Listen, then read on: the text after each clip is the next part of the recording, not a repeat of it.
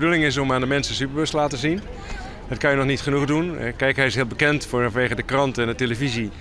Maar het ding in het echt zien en vooral ook in het echt in rijden, dat is natuurlijk altijd weer een ander verhaal. Dan wordt het allemaal wat realistischer en gewoner.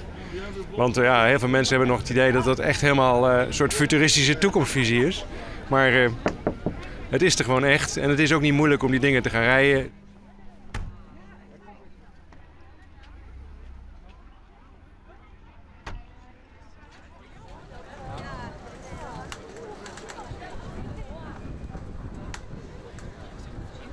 Helemaal fantastisch. Ja, ik ben even gestopt om foto's te maken, want zoiets zie je natuurlijk nooit. Nee, hartstikke mooi.